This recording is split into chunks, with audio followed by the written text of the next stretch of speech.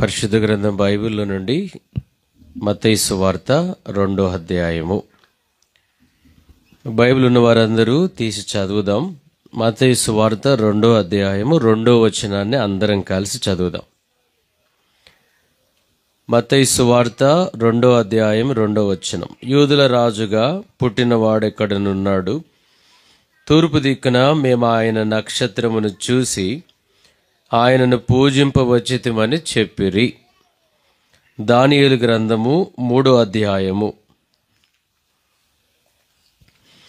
పరిశుద్ధ గ్రంథం బైబిల్లో మరొక వాక్య భాగాన్ని మనం చదువుదాం. పిల్లలు అల్లరి చేయొద్దు. దానియేలు గ్రంథము 3వ అధ్యాయము 28వ వచనాన్ని చదువుదాం. 2 లైన్.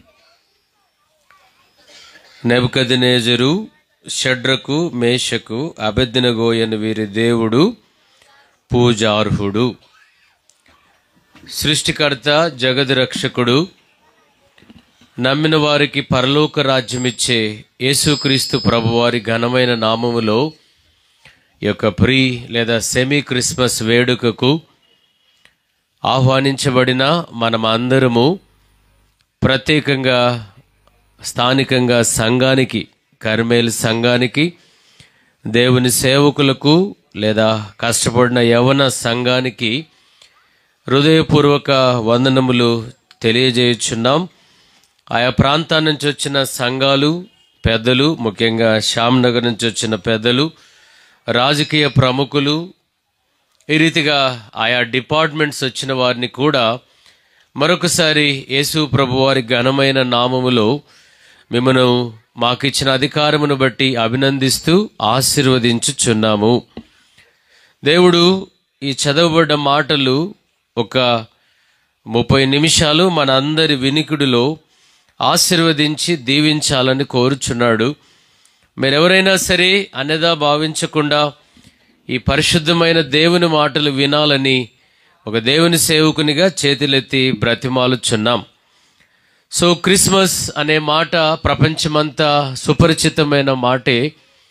జాతి, రంగు లేదా ప్రాంత వైషమ్యాలు లేకుండా ఆర్భాటముగా లేదా అన్యోన్యంగా జరుపుకునే ఏదైనా పండగ ఉంది అంటే ప్రపంచమంతా కూడా ఈ క్రిస్మస్ను ఆడంబరంగా జరుపుకుంటారు. సో ఈ కర్మేల్ చర్చ్ నుండి కూడా ఈ సంవత్సరము ఈ యొక్క ముందుగా 4 రోజులు ముందుగానే ఈ వేడుకను ప్రారంభించి ఆయా ప్రాంతాల నుంచి మనల్ని విడిపించింది లేదా పిలిపించింది దేని కొరకు అంటే, ఏంటి క్రిస్మస్ యొక్క సందేశం, క్రిస్మస్ ఏం మాట్లాడుతుందో వాస్తవాన్ని తెలుసుకోవడానికి మనం ఇక్కడికి వచ్చినాం. సో చదవబడ్డ ఈ మాటలు ఇక్కడ పూజ అనే మాట కనబడింది. క్రిస్మస్ అంటే మనకు అందరికీ తెలిసిన మాట ఏంటంటే క్రీస్తుకు ఆరాధన అని అర్థం. క్రీస్తుకు ఆరాధన లేదా క్రీస్తును ఆరాధించుట. ఆరాధన అనే మాట దేవునికి సంబంధించింది, మానవులకు సంబంధించింది కాదు. లోకంలో పెద్దవాళ్ళు వస్తారు, ఇప్పుడు వాళ్ళందరినీ మనం హానర్ చేస్తాం లేదా గౌరవిస్తాం, రెస్పెక్ట్ చేస్తాం. But let us not worship, ఆరాధన చేయం. ఎందుకు ఆరాధన చేయమంటే ఆ పూజార్హుడు దేవుడు మాత్రమే, మరెవరిని కూడా మనం ఆరాధించం. ఈ మాట నేను చెప్పలేదు లేదా బైబిల్ ఇష్టపడేవారు చెప్పలా, బైబిల్ని ప్రేమించేవారు చెప్పలా. ఈ భూప్రపంచంలో బాబిలోను సామ్రాజ్యం గొప్పది. ఆ బాబిలోను సామ్రాజ్యాన్ని పరిపాలించిన ఒక రాజు నెబుకద్నెజరు చెప్పిన మాట ఏంటంటే, యేసుక్రీస్తు ప్రభువారు ఒక్కడే పూజార్హుడు. ఈ భూమిని 4 సామ్రాజ్యాలు పరిపాలించినాయనుకుంటా. ఒకటి రోమన్స్, దాదాపుగా 1000 సంవత్సరాలు పరిపాలించినారు. ఆ తర్వాత బాబిలోనియన్స్ దాదాపు 300 నుంచి 400 సంవత్సరాలు ఈ ప్రపంచాన్ని పరిపాలించినారు. ఆ తర్వాత మాసిడోనియన్స్ ఈ ప్రపంచాన్ని 100 సంవత్సరాలు పరిపాలించినారు.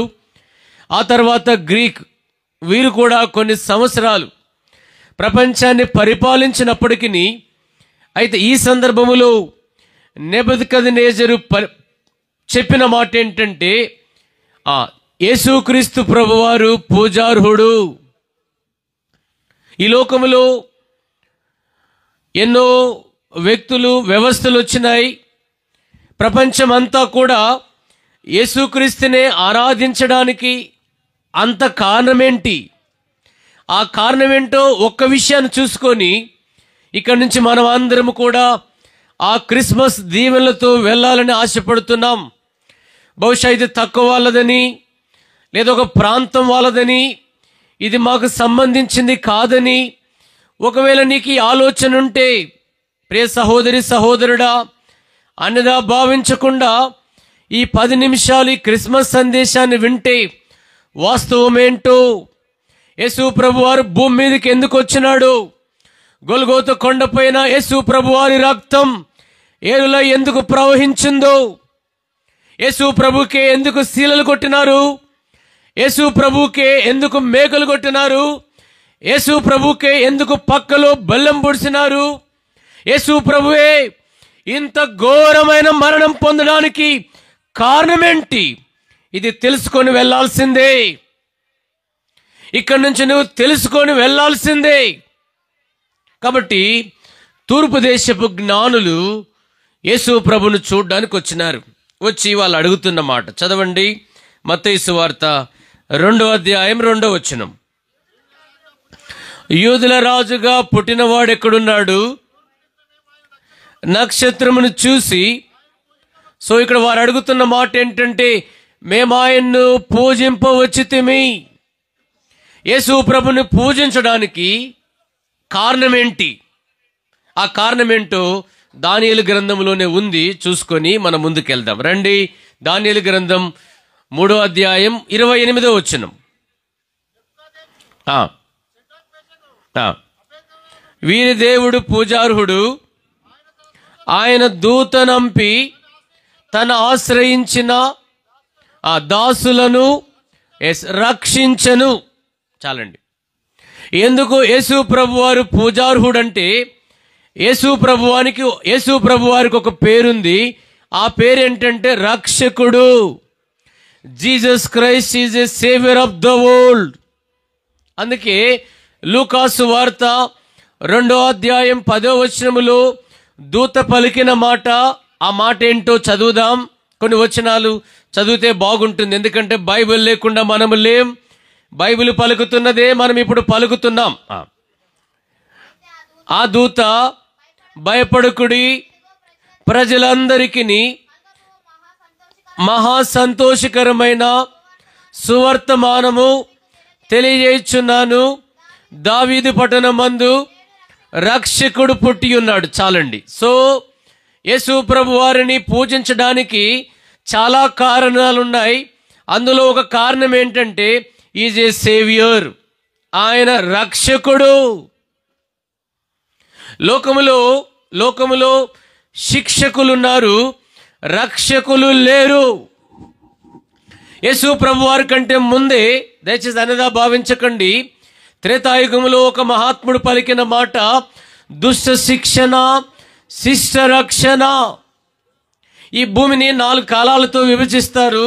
కృతాయుగం, త్రేతాయుగం, ద్వాపరయుగం, కలియుగం అంటాం. కృతాయుగాన్ని సత్యయుగం అంటారు. అంటే ఆ కాలంలో పూర్తి సత్యం ఉండేనంట. ఆ తర్వాత ఆ త్రేతాయుగం అంతా మోసంతో నిండిపోయినప్పుడు ఆ మహాత్ముడంలో తప్పు లేదు, దుష్టుని చంపండి అన్నాడు. దుష్టుని చంపండి, మంచివాడిని కాపాడండి. ఎవరు మంచివాడు అంటే కామ, క్రోధ, లోభ, మద, మోహమాశ్చర్యమనే ఈ అరిసెడి వర్గాలు లేనివాడు మంచివాడు. ఈ కామ, క్రోధ, లోభ, మద, మోహమాశ్చర్యాలు లేనివాడు మంచివాడు. ఎక్కడికి వెళ్దాం? ఏ దేశానికి వెళ్దాం? wherever you go, ఖచ్చితంగా ఈ 6 గుణాలు కలిగిన వాళ్ళు ఉంటారు. కామమనగా చెడు చూపు, క్రోధమనగా ఇవన్నీ మనకు విశ్లేషించాల్సిన అవసరం లేదు. ఇవన్నీ పాపపు గుణాలు. అందుకే బైబిల్ ఒక్క మాటతో కొట్టేసింది, ఏ భేదము లేదు, అందరూ పాపులే. కాబట్టి ఈ తెగవాళ్ళను చంపుకుంటూ పోతే మానవుని మనుగడెక్కడా? మానవుని జీవితం ఎక్కడా? ఈ దేవుడు ఈ భూమిని సృజించింది దేని కొరకు? మానవుడు నివసించడానికి, ఈ ప్రకృతి, ఈ పంచభూతాలను అనుభవించడానికి. మరి అనుభవించకుండా మానవుని తరిమేద్దామా? అనుభవించకుండా మానవుని చంపేద్దామా? అనుభవించకుండా మానవుని లోకం నుంచి వెళ్ళగొడదామా? మనిషి భూమి ఎందుకొరకు? మరి అందుకే ఈ భూమికి రక్షకుడు కావాలి, ఈ భూమికి శిక్షకుడు అవసరములా, రక్షకుడు కావాలి. అందుకే యేసుక్రీస్తు ప్రభువారు లోక రక్షకుడు. యేసు ప్రభువారిని 1 యోహాను 4వ అధ్యాయములో లోక రక్షకుడుగా ఉండుటకు తండ్రి పంపినాడు. యోహాను సువార్త 4వ అధ్యాయములో ఈయన నిజముగా లోక రక్షకుడు. ఏం రక్షిస్తాడు? 2 విషయాలు చూద్దాం. రక్షకుడు రక్షకుడు రక్షకుడు అన్నారు కదండి. ఏం రక్షిస్తారు? లోకములో బాడీ గార్డ్స్ని పెట్టుకుంటారు. మనం అంతా చూస్తాం, పెద్దవాళ్ళు, ఆయా పరిపాలించే పరిపాలకులు బాడీ గార్డ్ని పెట్టుకుంటారు. దాని అర్థం ఏంటండి? దేహ రక్షకులు.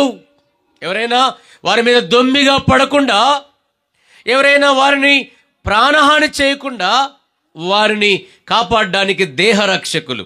అయ్యా, మరి ప్రాణాన్ని, ఒకవేళ దేహాన్ని కాపాడొచ్చు, నీ ప్రాణాన్ని ఎవరు కాపాడతారు? నీ ప్రాణాన్ని ఎవరు కాపాడతారు? ఎవరో దొమ్మిగా రావాల్సిన అవసరములా? ఏమవుతామో తెలియదు. గ్యారంటీలెస్ వరల్డ్, వారంటీలెస్ లైఫ్. ఇటువంటి లోకములో ఉన్న ఈ మానవునికి రక్షకుడు కావాలి. ఈయన దేన్ని రక్షిస్తాడో ఒక 15 నిమిషాలు వినండి, మనం ఇక్కడి నుంచి వెళ్దాం. ఇదే క్రిస్మస్ సందేశం. బహుశా క్రిస్మస్ అంటే క్యారల్స్ ఉండొచ్చు, క్రిస్మస్ అంటే కేక్స్ ఉండొచ్చు, క్రిస్మస్ అంటే మంచి సీరియల్ లైట్స్ ఉండొచ్చు, కొత్త బట్టలు ఉండొచ్చు. తప్పు కాదు. So what is the reality? Christmas అంటే నిజమైన అర్థం ఏంటో ఇది తెలుసుకుంటే ఎంత ఆనందం, ఇది తెలుసుకుంటే ఎంత ధన్యత. కాబట్టి ఇది తెలియబడాలనే మా ప్రయాస. కాబట్టి ప్రియమైన వారలారా, ఇప్పుడు ఆయన రక్షకుడు కదండి, ఏం రక్షిస్తాడు లేదా ఎవరిని రక్షిస్తాడు? ఒక 2 విషయాలు చూసుకొని మనం ఇక్కడి నుంచి వెళ్దాం. రండి, మత్తయి సువార్త 1వ అధ్యాయం 21వ వచనం. ప్రతి క్రైస్తవునికి తెలిసిన వాక్యం ఇది. సో జాగ్రత్తగా వినండి. ఆమె ఒక కుమారుని కనును. ఎక్కడైనా విన్నారా? ఆమె కన్నట్టు ఎక్కడైనా విన్నారా అండి? మనమందరం ఆయనలో నుండి వచ్చిన వారం, మనమందరం పురుషుని సంతానం. యేసుక్రీస్తు ప్రభువారు ఒక్కరే స్త్రీ సంతానం, లేదా పరిశుద్ధాత్మ వలన జన్మించిన వారు. ఆయన జన్మలో పాపము లేదు, ఆయన జీవితంలో పాపము లేదు, ఆయన కర్మలో పాపము లేదు. లోకములు అంటాం, పాపోహం పాప కర్మాహం పాపాత్మ పాప సంభవ. కర్మలో పాపిని, ఆత్మలో పాపిని, ఈ 2 లేనివారు ఆయన. ఇప్పుడు ఆమె ఒక కుమారుని కనును, తన ప్రజలను వారి పాపముల నుండి ఆయనే రక్షించును గనుక. సో ప్రియమైన వారలారా, ఏం రక్షిస్తాడండి అంటే, మొదటి మాట పాపముల నుండి రక్షిస్తాడు. ఈ ప్రపంచానికి పాపుల రక్షకుడు కావాలి. ఎందుకంటే పాపం మానవుణ్ణి తరుముతుంది, పాపము మానవుణ్ణి మరణములోకి గెంటివేస్తుంది. ముందే చెప్పినా కదా, దుష్టుని చంపండి. కాబట్టి పాపులను రక్షించుటకు క్రీస్తు యేసు లోకములో ఈ భూమి మీద జన్మించినాడు. కాబట్టి ఒకవేళ నీ యొక్క గొంతు నువ్వు పాపివి కాదని ఒప్పుకున్నా, నీ మనసు ఒప్పుకోదు సుమా. ఎందుకంటే ప్రతి వ్యక్తి పాపే. ఇది నేను చెప్పిన మాట కాదు, ఇంతకుముందే చెప్పినాను. ఏ భేదము లేదు, అందరూ పాపులే. ఎందుకండి పాపం అంటే, మన పూర్వం పాపము నుంచే ప్రారంభమైంది. మన తండ్రి రోమాపత్రిక 5వ అధ్యాయం 12వ వచనములో, ఒక మనిషిని ద్వారా పాపం, ఒకే ఒక్క మనిషి, దాన్ని బైబిల్లో మనం అంటాం ఏంటంటే ఆజ్ఞాతిక్రమమే పాపం. ఆ ఆజ్ఞ అతిక్రమించి శాఖోపశాఖలుగా ఈ లోకంలో మానవుణ్ణి విస్తరిస్తూ వచ్చింది. అయ్యా, ఈ పాపిని రక్షించడానికి రక్షకుడు కావాలి. ఎందుకంటే అయ్యా, ఈ లోకంలో గోడలు పాడైతే రంగులేసుకుంటాం, వస్త్రాలు పాడైతే ఉతుక్కుంటాం, శరీరం పాడైతే స్నానాదులు చేస్తాం. So what about your spirit? నీ ఆత్మ సంగతి ఏంటి? అందుకే బైబిల్ చెప్తుంది, మానవుని హృదయం ఘోరమైన వ్యాధి. ప్రతి వాని హృదయములో పాపం కలిగి ఉన్నాడు. బహుశా నేను ఒక 4 సార్లు పాపం పాపం అన్నప్పటికీ అది నీకు ఇష్టం లేకపోయినా నువ్వు పాపివే. ఏంటండి మీరు పాపం పాపం అంటారంటే, మరి పాపిని పాపం అనకపోతే ఏమంటారు? కాబట్టి ఈ పాపికి రక్షకుడు కావాలి. ఈ పాపికి శిక్షకుడు అవసరంలా. ఈ పాపికి రక్షించేవారు కావాలి. అందుకే పాపులను రక్షించుటకు క్రీస్తు యేసు లోకములోనికి వచ్చెను, లేదా లోకములో పుట్టెను. ఎంతకాలం పాపంలో ఉంటావు? అయితే విచిత్రం ఏంటో తెలుసా? పాపం కొనసాగించవచ్చు, పాపంలో బతకొచ్చు, కానీ పాపానికి జీతం ఉంది. అనుకుంటావు పాపానికి జీతం లేదనుకుంటున్నావా? నువ్వు నెలంతా కష్టపడితే నీకు జీతం వస్తుంది. నువ్వు రోజంతా కూలి చేస్తే నీకు కూలి వస్తుంది. ఈ జీవితం అంతా చేసే పాపానికి జీతం ఏంటో తెలుసా? బైబిల్ చెప్తుంది, పాపానికి వచ్చే జీతం మరణం. పాపం కా మజ్దూరితో మృత్యు హై. పాపానికి వచ్చే జీతం మరణం. ఆ మరణాన్ని యేసు ప్రభువారు భరించినారు. అదే క్రిస్మస్. ఎలా అర్థమైందా? ఆ మరణాన్ని యేసు ప్రభువారు భరించినారు. ఎలా? చేతుల్లో శీలలు, కాళ్ళలో మేకులు, పక్కలో బెల్లం పోటు.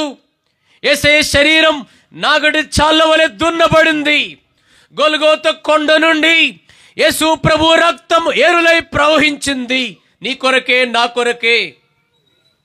మిత్రమా, ఎందుకనగా రక్తము చిందించకుండా పాప క్షమాపణ లేదు. లోకములో మానవుని పాపానికి ఔషధం, మానవుని పాపానికి కడుగుదల కేవలం యేసు రక్తమే. లోకములు ఏమైనా చెయ్యి, ఎంత దూరమైనా వెళ్ళు, ఎక్కడికైనా వెళ్ళు, పాపాన్ని కడిగేది యేసు రక్తం, పావన రక్తం.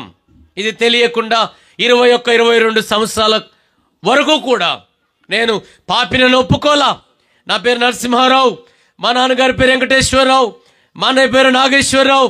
ఇక్కడే వరంగల్లో జన్మించిన నేను లోకములో పాపిని కాదని తగువాడినాను, పాపిని కాదని విచిత్ర తాండవాదం చేసినాను. అయితే మిత్రమా, ఒకరోజు మరణం నన్ను వెంటాడింది. చచ్చిపోదామనుకున్నాను. ఎందుకు చెప్తున్నానంటే ఇది నగ్న సత్యం, దాయడానికి అబద్ధం కాదు. ఒక చిన్న పేపర్ వరంగల్ రైల్వే స్టేషన్లో మరణం తర్వాత ఏమిటి అనే ఒక పేపర్ నన్ను మార్చింది. ఆ పేపర్ తీసి చదివినాను. ఔరా ఎక్స్ప్రెస్ కింద పడదామనుకున్న నాకు ఆ పేపర్లో రాసిన వాస్తవిక సత్యం, నువ్వు పటేలువైనా, పక్కీరువైనా, అమీరువైనా, బికారువైనా ఒకరోజు చస్తావు. చచ్చిన తర్వాత మానవునికి 2 మార్గాలు, ఒకటి జీవం, రెండవది నరకం. ఒకటి పరలోకం, రెండవది నరకం. ఆ పరలోకానికి మార్గం యేసుక్రీస్తు ప్రభువారు. ఇంకా తెలియాలంటే పలానా మందిరం, పలానా స్థలం, అక్కడికి వెళ్ళినాను. ఫిబ్రవరి 23, 2000 సంవత్సరం, 24 సంవత్సరాల క్రితం. నా వయసు ఖచ్చితంగా 21-22 సంవత్సరాలు ఉంటాయి.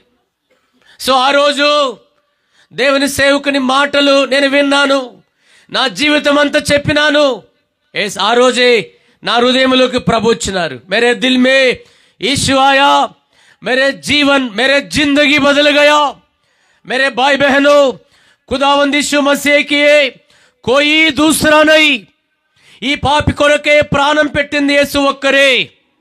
కాబట్టి మొదటి మాట, యేసు ఏం రక్షిస్తాడై అంటే పాపులను రక్షిస్తాడు. కాబట్టి ఈ రక్షణ నీకు కావాలా? ఈ ఆనందం నీకు కావాలా? ఈ శాంతి నీకు కావాలా? ఈ పాప క్షమాపణ నీకు కావాలా? ఎంతకాలం పాపంలో బతుకుతావు? కాబట్టి యేసు ప్రభు దగ్గరికి రా. ఇది మొదటిది. యేసు ప్రభు వారు ఏం రక్షిస్తాడని పూజించాలండి. ఆయనే రక్షించుకోలేడు. ఆయనకే మేకులు కొట్టినారు. ఆయన సిలువని తీసుకోలేకపోయినాడంటే ఆయన పొందింది నీ కొరకని తెలుసా? ఆయన పొందిన మరణము నా కొరకని నాకు తెలిసింది, నీకు తెలుసా? సో ఇది మొదటి రక్షణ. రెండో చూడండి, ఈ మాట ఒక్క 5-10 నిమిషాలు చూసుకొని ముగించుకుందాం. హెబ్రీయులకు రాసిన పత్రిక 2వ అధ్యాయం 14-15 వచనాలు. రెండవ రక్షణ అండి. కాబట్టి ఆ పిల్లలు రక్త మాంసములు గలవారైనందున ఆ ప్రకారమే మరణం యొక్క బలము గలవానిని జేయుటకును జీవితకాలమంతయు మరణ భయం చేత. సో రెండవ రక్షణ లేదా విడుదల దేనికంటే మరణ భయము చేత భయపడుతున్న వారిని విడిపించడానికి. ఈ మాట ఒక్క 5 నిమిషాలు వినండి. ఒకటి పాపము నుంచి రక్షణ, రెండోది మరణము నుండి రక్షణ. ఏం పాస్టర్ గారు మీరు చచ్చిపోరా అంటే చచ్చిపోతానయ్యా. నాకు ఒక రోజు వస్తుంది, నాకు కూడా ఎక్కువ రోజులు బతకాలని లేదు. వాస్తవికమైన సత్యం. దేవుడు పిలిస్తే ఈ రోజు నేను వెళ్ళడానికి సిద్ధంగా ఉన్నాను. 24 సంవత్సరాలుగా దేవుని సేవలు నేను పడందంటూ ఏది లేదు. ఇంకను దేవుడు అనుమతిస్తున్నాడు. కాబట్టి ఒక మాట చెప్పేది ఏంటంటే ఈ లోకంలో మానవునికి ఏమైనా లేకపోవచ్చు, ఏమైనా ఉండొచ్చు, కానీ ఒకటి మాత్రం ఉంది. అదేంటంటే మరణ భయం ఉంది. నీకు ఆకలంటే భయం లేకపోవచ్చు, ప్లీజ్ తమ్ముడు, లేదా పేదరికం అంటే భయం లేకపోవచ్చు, లేదా కరువు అంటే భయం లేకపోవచ్చు. ఒక భయం ఉంది. ఆ భయం ఏంటో తెలుసా? మరణ భయం. గుండె మీద చేసుకొని చెప్పు. చావంటే నాకు భయం లేదని చెప్పు. నేను భయపడను. ఎందుకో తెలుసా? యేసు ప్రభు వారు మరణంతో సవాలు విసిరినాడు. హోషేయ 13:14 అక్కడ రాయబడింది, ఓ మరణమా నీ విజయం, నీ ముల్లెక్కడా? మృత్యువు నుండి నేను రక్షింతును అన్నాడు. కాబట్టి వాక్యం వింటున్నా ఈ చేవెళ్ళ పట్టణ వాస్తవ్యులారా, గౌరవనీయులారా, పెద్దలారా, అధికారులారా, రాజకీయ ప్రముఖులారా, ఒకరోజు చస్తాం, గుర్తుపెట్టుకోండి. కాబట్టి యేసు ప్రభు వారు భూమి మీద జన్మించగానే దూత ప్రకటించిన ప్రకటన ఏంటో తెలుసా? భయపడకుడి. క్రిస్మస్ అంటే అర్థం ఏంటో తెలుసా? ఫియర్లెస్ లైఫ్, ఫికర్లెస్ లైఫ్, డర్నియే, భయం లేని జీవితం. ఎందుకంటే ఆ భయాన్ని యేసు ప్రభు వారు తీసివేసినారు. బైబిల్లో 366 సార్లు రాయబడింది, భయపడకుడి, భయపడకుడి, నేనే. కష్టంలో ఉన్నావా? పేదరికంలో ఉన్నావా? జీవితం అలసిపోయిందా? ప్రేమించేవారు కరువైనారా? అనాథగా ఉన్నావా? లోకం నిన్ను నిందిస్తుందా? లేదా నిన్నెవరు అర్థం చేసుకోవట్లేదా? ఇదిగో దేవుడు అంటూ, భయపడకు, నేను నీతో ఉన్నాను. క్రిస్మస్ అంటే అదే అర్థం, భయపడకుడి, నిర్భయమైన జీవితం. కాబట్టి ఎందుకు చెప్తున్నాను ఈ మాట అంటే, యేసు ప్రభు వారు ఏం రక్షిస్తాడయ్యా అంటే మరణ భయములో నుంచి రక్షిస్తాడు. ఒక్క మాట, మనం మరణిస్తాం. ఈ భూప్రపంచంలో మొట్టమొదటి మనిషి 1000 ఏళ్ళు బతికినాడు. బైబిల్లో మొట్టమొదటిగా ఈ భూమి పుట్టినప్పుడు మానవుని వయసు ఎంత? 1000 years. ఒక ఆయన 969 సంవత్సరాలు బతికినాడు. వినండి ప్లీజ్ పిల్లలు. ఆ తర్వాత టైమ్ ఆఫ్ నోవా కాలంలో మానవుని వయసు 120 సంవత్సరాలు. మానవుని వయసు నోవా కాలంలో 120 సంవత్సరాలు. ఆ తర్వాత కీర్తన గ్రంథం 90వ అధ్యాయం మోసే రాసిన కీర్తన. బైబిల్లో కీర్తనలు 150 కీర్తనలు 12 మంది రాసినారు. అందులో దావీదు 76 కీర్తనలు రాసినాడు. అయితే ఈ 90వ కీర్తన మోసే రాసినాడు. ఆ మోసే కీర్తన ఏం చెప్తుందంటే, మా వయసు పిల్లలు మా వయసు 70 లేదా 80 సంవత్సరాలు. మోసే కాలంలో 70 ఏండ్లు 80 ఏండ్లు అయితే మరి మన కాలంలో గ్యారంటీ లేదు, వారంటీ లేదు. అంటే ఎప్పుడు చనిపోతామో తెలియదు. నేను ఎందుకు చెప్పకూడదు కానీ 24 సంవత్సరాలుగా ఈ 29 రాష్ట్రాల్లో చాలా చోట్ల నేను సమాధులు చేసినాను. ఎందుకు చెప్తున్నానంటే 3 రోజుల పాప మొదలుకొని 101 సంవత్సరాల పెద్ద మనిషి వరకు చేసినాను. ఒక దగ్గర రామాయంపేటలో సేవ చేస్తున్నప్పుడు 6 మంది యవనస్తులు ఒక దగ్గరే, ఇంకో దగ్గర నార్త్ ఇండియా ఒక దగ్గర చేస్తున్నప్పుడు 5 మంది ఒక దగ్గరే. అయ్యా అందరినీ రేపు నేను కూడా చచ్చిపోతాను, నాట్ ఏ బిగ్ ఇష్యూ. అందరం చచ్చిపోతాం. ఇంతేనా? చనిపోయిండు అంటారు కదా, లేదా చచ్చిపోయిండు అంటారు కదా. అంటే ఎక్కడికి పోయిందేంటి, ఉందేంటి? లోకంలో అయ్యా చనిపోయిండు అంటారు కదండి, ఏంది పోయిందేంది? కాబట్టి మిత్రమా, ఈ వాస్తవాన్ని తెలుసుకో.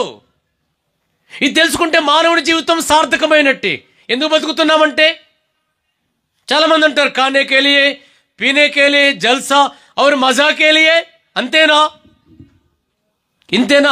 మానవుని జీవితానికి అర్థం ఏంటి? మానవుని జీవితానికి పరమార్థం ఏంటి? ఎందుకు వచ్చినావు?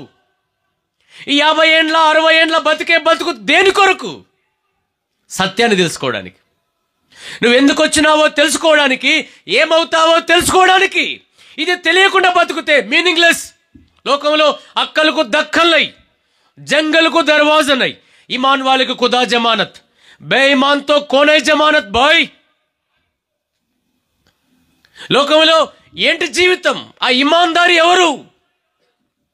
కాబట్టి ఈ జీవితానికి పరమార్థం ఉండాలి. ఇది తెలుసుకుంటే నీ జీవితం డిసెంబర్ 25 కాదు, రోజు పండగే. కాబట్టి ఏదో ఒక రోజు లోకాన్ని వదిలిపెడతావు. ఎక్కడికి వెళ్తావు? బైబిల్ చెప్తుంది, మన్నైనది వెనకడి వలనే. మానవుడు మట్టి మర్చిపోకు. లోకంలో ఏ దేశం వాళ్ళన్న కోస్తే తెల్ల రక్తం వస్తుందేమో నేను అనుకున్నాను. మనుషులంతా ఒక్కటే, మనుషుల దేవుడు ఒక్కడే. డాక్టరు అయినా, యాక్టరు అయినా, మంత్రివైనా, ధనవంతుడివైనా, బ్రతికుండగానే పేరున్నవానివి, మరణించినాక శవానివి. నేను డాక్టర్ అని బ్రతికున్నప్పుడే పిలుస్తారు, లేదా నువ్వు పాస్టర్ అని బతికుండగానే పిలుస్తారు. చచ్చిపోయినాక డాక్టర్ శవం, పాస్టర్ శవం అన్నారు. బాయ్, నువ్వు మట్టి కాబట్టి మట్టి అయిపోతావు. నీ ఆత్మ దేవుని దగ్గర నుంచి వచ్చింది. అర్థం చేసుకో. ఈ ఆత్మ దేవుని దగ్గర నుంచి వచ్చింది, ఆ దేవుని దగ్గరికి పోతుంది. పోయిన తర్వాత ఏమొద్దో తెలుసా? బైబిల్ చెప్తుంది హెబ్రీ 9:27లో, మనుషులు ఒక్కసారే మృతి పొందవల్లని నియమింపబడెను, ఆ తర్వాత తీర్పుంది. ఆ తీర్పులు ఎక్కడికి వెళ్తావు? నీ గమ్యం ఏంటి? చాలు, ముగించుకుందాం. Last 2 minutes. ఆ తీర్పుంది, ఆ తీర్పులో ఎక్కడికి వెళ్తావు? ఇక్కడ బాగానే ఉండొచ్చు, ఇక్కడ ఏదైనా మేనేజ్ చేస్తావు. ఇదంతా కూడా ఏంటి? Manageable life. ఏదైనా చేయగలవు, మెస్మరైజ్ చేస్తావు. ఎక్కడికి వెళ్తావు? ఈ లోకాన్ని వదిలిపెడితే ఎక్కడికి వెళ్తావు? అయ్యా చేతులెత్తి బ్రతిమాలుతున్నాను. ఓ దేవుని సేవకునిగా చేతులెత్తి బ్రతిమాలే విషయం ఏంటంటే, మరణించిన తర్వాత పరలోకం ఉంది, మరణించిన తర్వాత మోక్షం ఉంది. మోక్షం అంటే దేవుని దగ్గరికి వెళ్ళేది, నరకం అంటే దేవునికి దూరం అయ్యేది. అంటే ఈ శరీర సంబంధమైన మరణాన్ని అందరూ పొందుతారు. రెండవ మరణం ఉంది, అది ఆత్మకు. ఆ ఆత్మ మరణం తప్పించుకొని యుగయుగాలు స్వర్గములో ఉండాలి అంటే ఒకే ఒక్క మార్గం. అయ్యా ఒకే ఒక్క మార్గం. ఎక్కడికైనా వెళ్ళు, పాపక్షమాపణ కలిగించే, ప్రశాంత జీవితాన్నిచ్చే శాంతికరమైన మార్గం ఇదిగో బైబిల్ మార్గం. ఏ కలాం సబ్కే లియే భాయ్. ఇదిగో ఈ వాక్యం అందరిది, అందరి కొరకు. నీతో మాట్లాడుతుంది. దీన్ని తృణీకరించి వెళ్తావా? ఇక్కడ నుంచి నువ్వు చనిపోవని చెప్పి వెళ్తావా? లేదా ఇప్పుడు చెప్పిందంతా నువ్వు అబద్ధం అని వెళ్తావా? మరి ఏది నిజం చెప్పు, ఏది నిజం చెప్పు, వెళ్దాం. ఇదిగో ప్రియమిత్రమా, నువ్వెవరైనా సరే ఇదిగో చేతులెత్తి బ్రతిమాలుతున్నాడు. నీ కొరకే మరణించిన దేవుడు, ప్రాణమర్పించిన దేవుడు, కల్వరి శిలువలో రక్తం కార్చిన దేవుడు చేతులెత్తి బ్రతిమాలుతున్నాడు. ఇదిగో నాకు హృదయం ఇస్తారా? అదే క్రిస్మస్. అర్థమైందండి? క్రిస్మస్ అంటే ఏంటో తెలుసా? యేసు ప్రభు వారికి హృదయం ఇవ్వడమే క్రిస్మస్. ఆ హృదయంలో యేసు ప్రభుకి ఇస్తే ఏమవుతుందో తెలుసా? అక్కడ రాయబడింది లూకాసు వార్త 2వ అధ్యాయం 9-10 వచనాల్లో, ప్రజలందరికీ మహా సంతోషం. చాలు, జస్ట్ 2 minutes.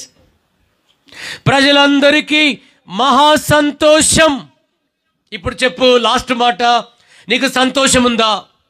లేదా ఇంకొక మాట, నీకు శాంతి ఉందా? నీకు సంతోషం ఉందా? నీకు శాంతి ఉందా? కారణం ఏంటి? నీ పాపమే. పాపం వలన మనుషులకు నెమ్మది ఉండదు. పాపం మనిషిని ప్రశాంతంగా బతకనివ్వదు. పాపమే ఒక ఈర్ష్య, పాపమే ఒక క్రోధం, పాపమే ఒక పగ, పాపమే ఒక మోసం, పాపమే ఒక దుశ్చర్య. ఈ పాపం నీలో ఉంది, అందుకే శాంతి లేదు. అయితే యేసు ప్రభు వారు పిలుస్తున్నారు, ప్రయాసపడి పాప భారం మోసుకొనుచున్న సమస్త జనులారా నా యొద్దకు రండి, నేను మీకు విశ్రాంతినిస్తాను. ఎక్కడైనా విన్నావా? ఈ దేశంలో చాలా చోట్ల నేను పరిచర్య చేసినాను, చాలా మందిని చూసినాను. అయ్యా దయచేసి పెద్దలు అందరిని మేము గౌరవిస్తున్నాం, ప్రేమతో ఆహ్వానిస్తున్నాం. కూర్చోండి సార్, 1-2 నిమిషాల్లో ముగిస్తాం. గౌరవనీయులు అందరినీ మేము ప్రేమతో ఆహ్వానిస్తున్నాం, కూర్చోండి సార్. కాబట్టి ప్రేమైన వారలారా, ఎక్కడికైనా వెళ్ళండి, డబ్బులు ఇస్తామని చెప్తారు, లేదా నీకు రకరకాల ఏదైనా పాలసీలు ఇస్తారని చెప్తారు, లేదా ఇంకేదైనా బట్టలు ఇస్తామని చెప్తారు. అయ్యా ఒక్క ప్రశ్న ఇస్తాను, శాంతినిస్తానని ఎవరైనా అడిగినారా? శాంతినిస్తానని ఎవరైనా చెప్పినారా? యేసు ప్రభు వారు పిలుస్తున్నారు, ప్రయాసపడి పాప భారం మోసుకున్న జనులారా నా శాంతి మీకు కావాలా? యోహాను సువార్త 14:27, నా శాంతినే మీకు అనుగ్రహించుచున్నాను. ఈ శాంతి నీకు కావాలంటే, ఈ ఆనందం నీకు కావాలంటే, ఈ క్రిస్మస్ జీవం పరలోకం కావాలంటే యేసునందు విశ్వాసం ఉంచు. యేసే మార్గం, యేసే సత్యం, యేసే జీవం. యేసు ప్రభు వారు పాప పరిహారకుడు, శాంతిదాత, మోక్షానికి మార్గం, నిజమైన నిత్య జీవమై ఉన్నాడు. కాబట్టి ఆ క్రిస్మస్ దీవెనలు మీకు కలగాలని, ఆ క్రిస్మస్ ఆనందాలు మీకు కలగాలని ఈ కర్మేల్ చర్చ్ పక్షముగా మేమందరం మిమ్మల్ని కోరుకుంటున్నాం. చివరిగా, క్రిస్మస్ అంటే పాప క్షమాపణ, క్రిస్మస్ అంటే శాంతి, క్రిస్మస్ అంటే ఆనందం, క్రిస్మస్ అంటే చెప్పలేని ధన్యత, చివరిలో క్రిస్మస్ అంటే మోక్షం. ఈ మోక్షం నీకు కావాలంటే యేసుక్రీస్తునందు విశ్వాసం ఉంచు. పాపులను రక్షించుటకు రక్షకుడుగా మాధవుడే మానవుడుగా భూమి మీద జన్మించినాడు. కల్వరి శిలువలో ప్రాణం ఇచ్చినాడు. చేతుల్లో చీలలు, పక్కల్లో బల్లెం పోటు, యేసయ్య శరీరములో నుండి రక్తం ఏరులై ప్రవహించింది. నీ కొరకే, నా కొరకే. శాంతి లేదా? ఆనందం లేదా? నెమ్మది లేదా? చచ్చిపోవాలనుకుంటున్నావా? ఎందుకు ఈ బ్రతుకనుకుంటున్నావా? ప్రేమించేవారు కరువైనారా? ఇదిగో, ఎంత శాంతి కావాలంటే అంత శాంతి ప్రభు దగ్గర ఉంది. ఆ శాంతి మీకు కలగాలని, ఆనందం మీకు కలగాలని ఈ లోకాన్ని వదిలిపెడితే 2 दिन का జవానీ 4 दिन का జిందగీ బాయ్. ఇది 4 రోజుల ముచ్చట, ఇది అంగడి. ఏదో ఒక రోజు ఈ లోకాన్ని వదిలిపెడతాం. ఇది నిజం, చచ్చేది నిజం, బ్రతికేది అబద్ధం. మన ఆత్మ పరమాత్మ దగ్గరికి పోతుంది. ఆ పరమాత్మని దగ్గరికి వెళ్ళిన తర్వాత నరకం తప్పించబడి పరలోకం చేరాలంటే పాపం క్షమించబడాలి. ఆ పాపానికి క్షమాపణిచ్చే మార్గం యేసు ప్రభువారి మార్గం. కారణం, యేసు ప్రభువారు రక్తం కార్చినారు. ఈ లోకములో పాప క్షమాపణకు ఒకే ఒక్క మందు, యేసు రక్తం. ఆయన మిమ్మల్ని దీవించునుగాక. ఆ క్రిస్మస్ ఆనందం మీకు కలిగించునుగాక.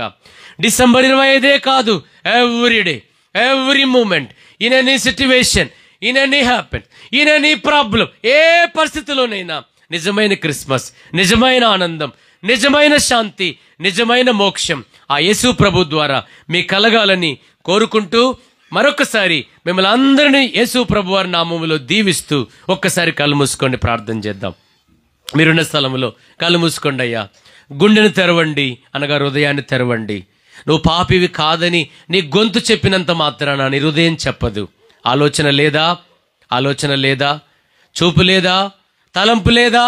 ఇంతకాలమైన దేవుని నమ్ముకొని ఒకరిని పాడు చేయాలనే దృష్టి లేదా? ఇంతకాలం నీలో ఉన్నది ఆ యొక్క క్రోధం మరలా బయట పెట్టడం లేదా? నువ్వు చేసేది నిజమని ఒప్పుకుంటున్నావా? దేవుడు లేడనుకుంటున్నావా? తీర్పు రాదనుకుంటున్నావా? కళ్ళు మూసుకో, ప్రార్థన చేద్దాం. చేతులెత్తి బతిమాలుతున్నాం. ఎవరైనా యేసయ్యకు హృదయం ఇవ్వాలని ఆశపడితే, శాంతి సమాధానం కావాలని ఆశపడితే, ఆ క్రిస్మస్ నీ హృదయములో, నీ జీవితంలో నీకును సంతోషం పొందాలని ఆశపడితే ఏమి లేదు, చేతులెత్తేది ఏమి లేదు. యేసు ప్రభుకు హృదయములు ఆహ్వానించి ఒక్క మాట, యేసయ్యా నేను పాపిని, యేసయ్యా నేను పాపిని. సూక్ష్మములో ఒక్క మాట ఒప్పుకోలేవా? ఒప్పుకోలేవా? ఎన్నెన్నో ఒప్పుకున్నావు యేసు ప్రభు దగ్గర. యేసయ్యా నేను పాపిని ఒప్పుకోవా? ఆ ప్రేమను కాదని వెళ్తావా? గొలుగోత కొండ నుండి లామా లామా సబక్తానని పిలుస్తున్న పొలికేకను కాదని ఇక్కడి నుంచి వెళ్తావా? యేసయ్య ప్రేమ నీ కొరకే. ఆయన చనిపోయి తిరిగి లేచింది నీ కొరకే. खुदावंद यीशु मसीह 2000 साल पहले दुनिया में आया, मारा गया, गाड़ा गया और तीसरा दिन जी उठा. एक दिन फिर आएगा, లేచినాడు, మరలా వస్తున్నాడు. खुदावंद यीशु मसीह जिंदा. ఆయన సజీవుడు. ఆయన ప్రేమను కాదని వెళ్తావా? ఆయన ప్రేమను తెలుసుకో. నీ కొరకు ప్రార్థన చేస్తాం. కళ్ళు మూసుకోండి. ప్రముఖులారా, పెద్దలారా, రాజకీయ నాయకులారా, గ్రామ పెద్దలారా, క్రైస్తవులారా, బంధువులారా, యేసు ప్రభు వారు మిమ్మల్ని ప్రేమిస్తున్నాడు. శాంతినివ్వడానికి మిమ్మల్ని ప్రేమిస్తున్నాడు. ఆ ప్రేమ మీకు కలగాలని చిన్న ప్రార్థన. దేవుని సేవకులు, పెద్దలు, స్థానిక దేవుని సేవకులు చిన్న ప్రార్థన మీ కొరకు, మన అందరి కొరకు ప్రార్థన చేస్తారు.